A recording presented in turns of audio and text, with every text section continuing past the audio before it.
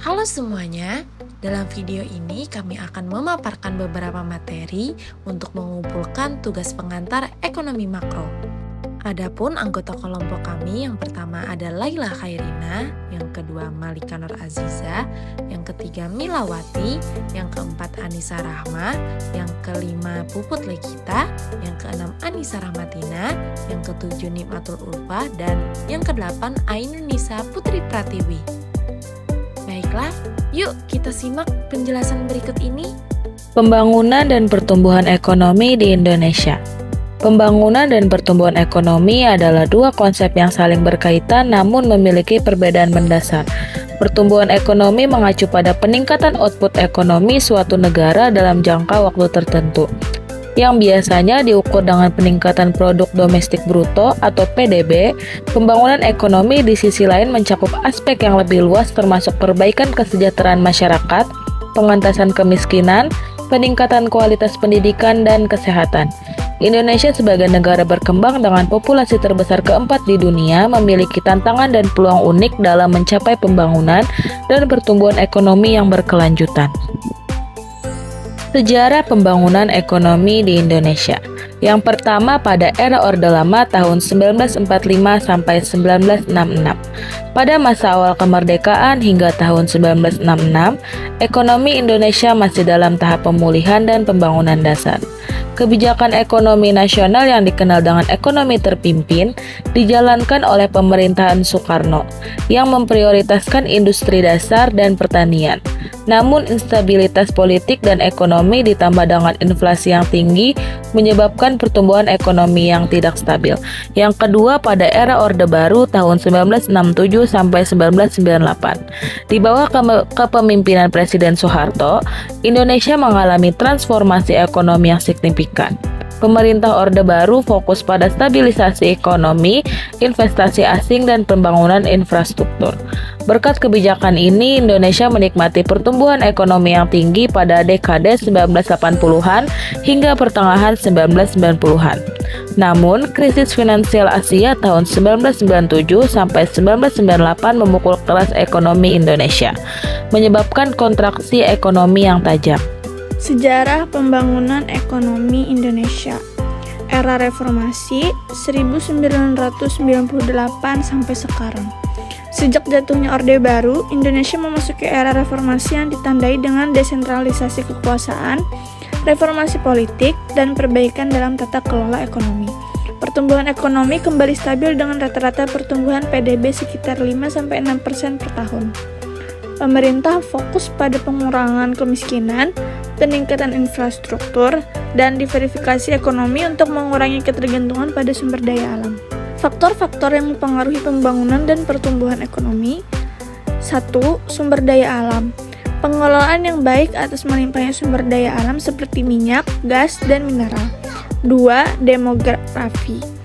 Bonus demografi 2020-2030 dengan populasi sebesar jika dikelola dengan peningkatan kualitas pendidikan dan keterampilan. 3. Infrastruktur. Pembangunan infrastruktur yang memadai untuk meningkatkan konektivitas, mengurangi biaya logistik, dan efisiensi ekonomi. 4. Kebijakan ekonomi. Kebijakan fiskal, moneter, dan reformasi birokrasi yang stabil untuk menciptakan iklim investasi kondusif. 5. Teknologi dan inovasi. Digitalisasi ekonomi, adopsi teknologi baru, dan pengembangan industri berbasis pengetahuan untuk meningkatkan produktivitas. Tantangan. Kemiskinan dan kesenjangan ekonomi, ketidakmerataan pendapatan memicu ketidakstabilan sosial dan politik. Korupsi dan tata kelola, korupsi dan birokrasi yang tidak efisien menghambat investasi dan pertumbuhan. Reformasi tata kelola diperlukan. Perubahan iklim dan degradasi lingkungan, eksploitasi sumber daya alam, dan deforestasi mengancam keberlanjutan ekonomi jangka panjang. Peluang. Pasar domestik besar. Populasi besar membuka potensi pasar domestik untuk berbagai produk dan layanan. Diversifikasi ekonomi.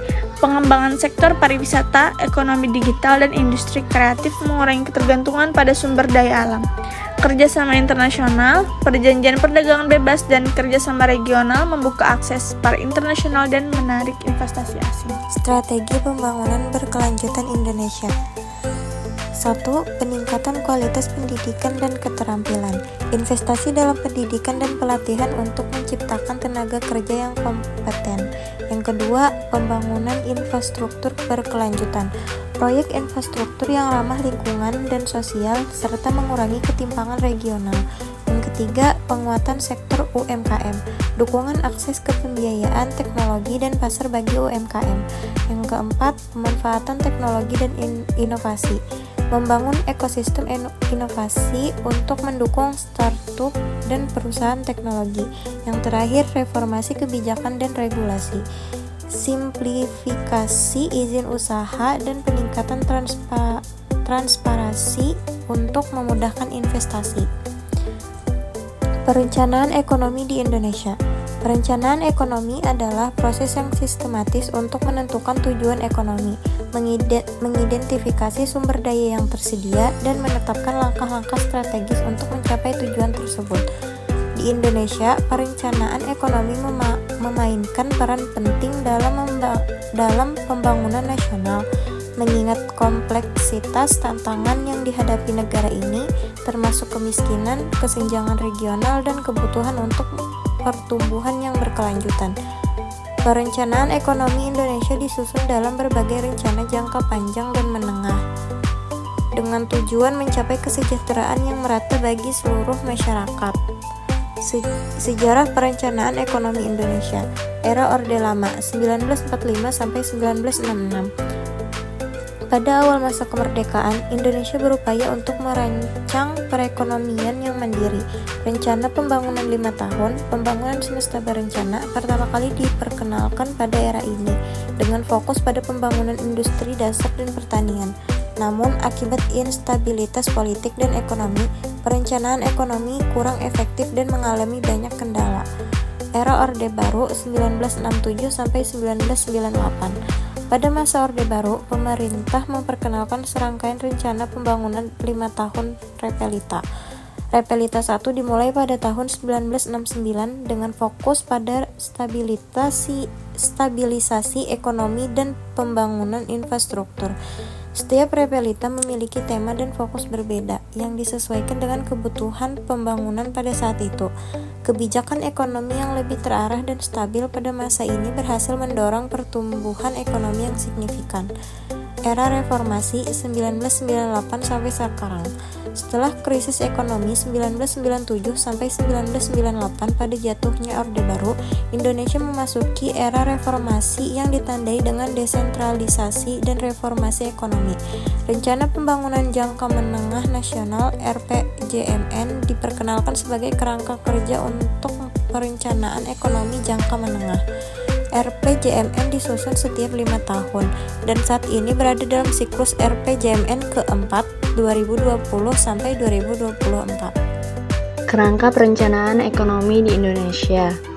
Rencana Pembangunan Jangka Panjang Nasional atau yang biasa disebut RPJPN. RPJPN adalah rencana strategis jangka panjang yang mencakup periode 20 tahun. RPJPN pertama untuk periode 2005 sampai 2025 ditetapkan melalui Undang-Undang Nomor 17 Tahun 2007. RPJPN menetapkan visi misi dan arah pembangunan nasional secara keseluruhan serta menjadi dasar penyusunan RPJMN. Rencana Pembangunan Jangka Menengah Nasional atau yang biasa disebut RPJMN. RPJMN adalah rencana pembangunan yang disusun untuk periode 5 tahun yang merupakan penjabaran dari RPJPN. RPJMN mengatur prioritas pembangunan, kebijakan program, dan anggaran yang lebih spesifik. Misalnya, RPJMN 2020 sampai 2024 memiliki fokus pada peningkatan kualitas sumber daya manusia, pembangunan infrastruktur, dan penguatan ekonomi digital. Rencana Kerja Pemerintah atau RKP. RKP adalah rencana tahunan yang merupakan penjabaran dari RPJMN. RKP berisi program dan kegiatan prioritas yang akan dilaksanakan oleh pemerintah setiap tahun, termasuk alokasi anggaran yang dibutuhkan. Lalu kita akan membahas tentang tujuan dan sasaran perencanaan ekonomi. Yang pertama ada peningkatan kesejahteraan, berfokus pada pengentasan kemiskinan, pengurangan kesenjangan sosial, dan akses layanan dasar. Yang kedua, pertumbuhan ekonomi berkelanjutan, meningkatkan PDB, lapangan kerja, dan daya saing melalui diversifikasi dan inovasi. Yang ketiga ada pengembangan infrastruktur, yaitu membangun jalan, jembatan, pelabuhan, bandara, dan infrastruktur digital. Yang keempat ada pengelolaan sumber daya alam, mengelola hutan, air, energi, dan mengurangi dampak perubahan iklim. Strategi dan tantangan. Yang pertama strategi yaitu peningkatan kualitas SDM. Pertama, investasi dalam pendidikan dan pelatihan keterampilan, penguatan industri dan UMKM, insentif dan dukungan untuk inovasi, produktivitas dan ekspor, reformasi birokrasi dan regulasi. Ketiga, simplifikasi perizinan dan peningkatan transparansi, peningkatan infrastruktur. Keempat, proyek strategis untuk mendukung pertumbuhan dan konektivitas pengembangan ekonomi digital. Kelima, akses internet, ekosistem startup, dan teknologi digital pengelolaan lingkungan. Yang terakhir, konservasi hutan, pengelolaan air, pengurangan emisi, dan promosi energi terbarukan. Tantangan, kesenjangan regional. Yang pertama, ketimpangan pembangunan antara wilayah maju dan tertinggal, korupsi dan birokrasi. Kedua, hambatan dan korupsi dan birokrasi yang lambat, ketidakpastian global.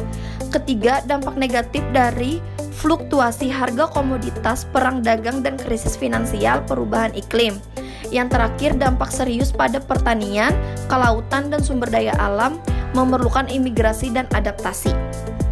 Peranan pemerintah dalam kebijakan fiskal. Yang pertama, stabilisasi ekonomi, yaitu pemerintah menggunakan kebijakan fiskal untuk menstabilkan perekonomian, terutama dalam menghadapi fluktuasi siklus bisnis. Melalui pengeluaran pemerintah dan perpajakan, pemerintah dapat meredam efek resesi dan mengontrol inflasi. Contoh, selama resesi, pemerintah dapat meningkatkan pengeluaran publik atau mengurangi pajak untuk merangsang permintaan agregat. Kedua, distribusi pendapatan, yaitu kebijakan fiskal dapat digunakan untuk mengurangi ketimpangan pendapatan.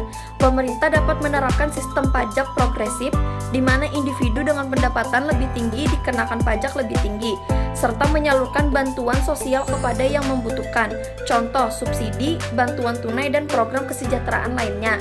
Yang terakhir, pembangunan ekonomi. Pemerintah dapat mengalokasikan dana untuk proyek infrastruktur, pendidikan, kesehatan, dan sektor lain yang mendukung pertumbuhan ekonomi jangka panjang. Contoh, investasi dalam pembangunan jalan, jembatan, sekolah, dan rumah sakit.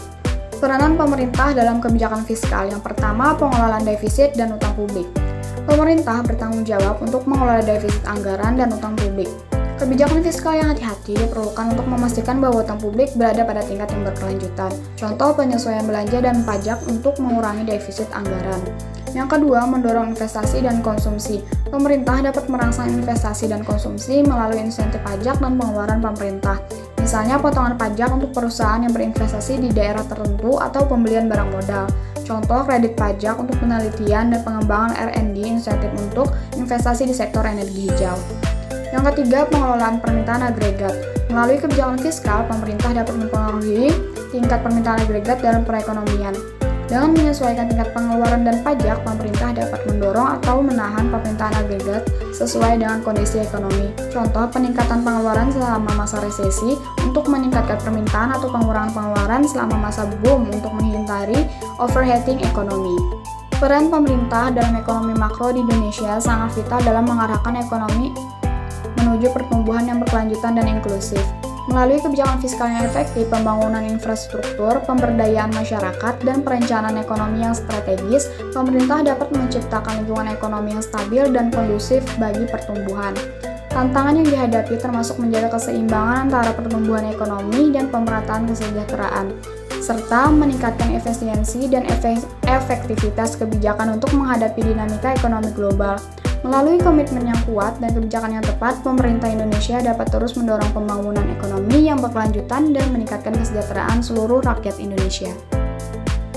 Nah, udah jelas kan pemaparan materi dari kami? Segitu dulu pemaparan materi kami dalam video ini. Terima kasih banyak buat kalian yang udah dengerin. Semoga bermanfaat.